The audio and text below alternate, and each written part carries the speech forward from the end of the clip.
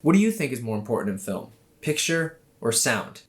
You probably read the title of the video, but it's sound. Yes, that is right. Sound is equally, if not more important than picture. Whether you believe it or not, sound is what makes the movie.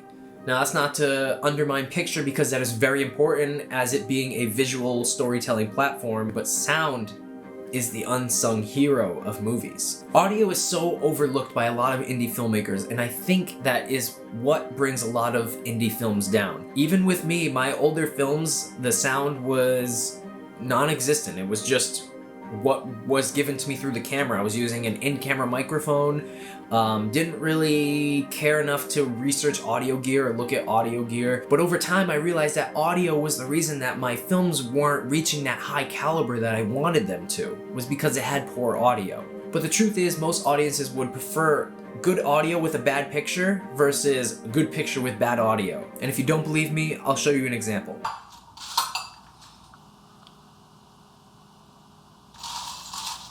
Your song sounded good. I'm going to lay down some vocals today. Tyler! What? Sorry.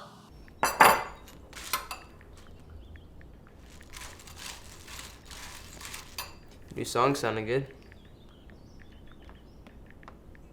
I'm going to lay down some vocals today.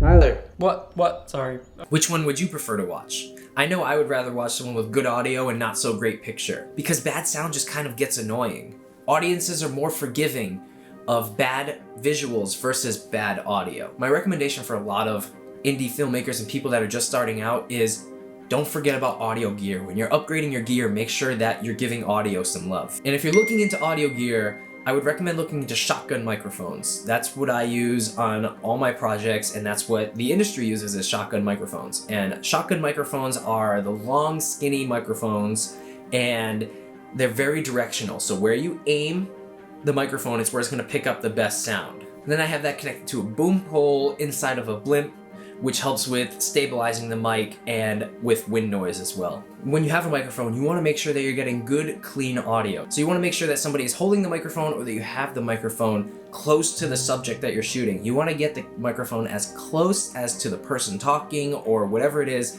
without it being in frame, and that's how you're going to get good, clean audio, and that's going to help a lot later on. Also, when you're recording sound, you want to make sure there's no excess noise in the background, like a fan running or people talking or dogs barking. You want to try to minimize all those background noises so that you have cohesive sound all through your scene and that it's not distracting to the viewer to hear a random dog barking or people talking. That is not in the scene. Trust me, I've done that before. Now, post-production is where I really feel the magic comes out for audio. And the beauty about audio is that a lot of it can be done in post-production. You want to make sure that you record the things that you can't really create in post, things like dialogue. You want to make sure that you get that stuff when you're shooting, but things can be brought in post to make the sound better. And I did that a lot in my short Who Goes There. I want to say 98% of the audio in Who Goes There was brought in post. Babe?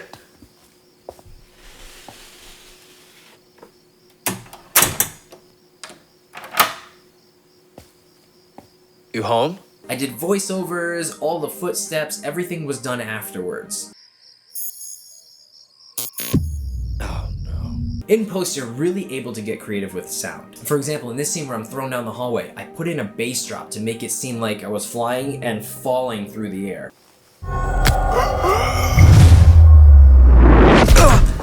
It added an overall feel of movement with the audio. Post is the time to really get creative with sound. For this door slam, I actually mixed 3 separate door slams into one to give it a full sounding slam sound.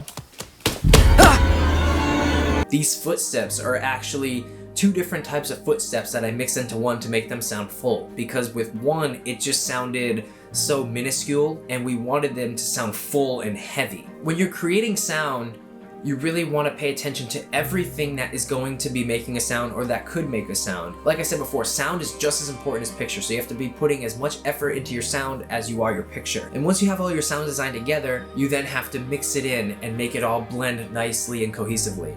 And honestly, mixing is not my strong suit, so I would either recommend looking up some videos on mixing and kind of learning a little bit about it, or if you have some music friends or something, have them help you because they're kind of already used to that. That's kind of what I do. All my friends, all my music peeps out there helping me out, Tyler and Mike, you guys know who you are.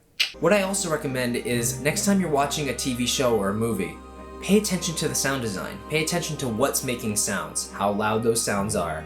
Pay attention to the type of sounds they are. Pay attention to all of it. And I guarantee you'll learn something about sound design. With every project I do, I learn more and more about sound design. It's not something that you can just pick up in a couple days or a week. It's something you have to constantly be learning and also practicing.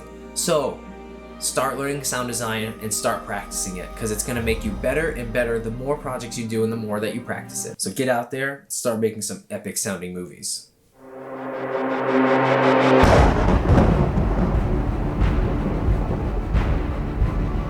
That is all I have for this video. Thank you for watching. Comment down below what you guys want to see more of on this channel. And also check out my merch in the description for my production company, Cinematic Pictures. Got some cool shirts there. You should check them out. But other than that, that's all I have. So thank you guys. I appreciate you. I love you. And I'll see you in the next video.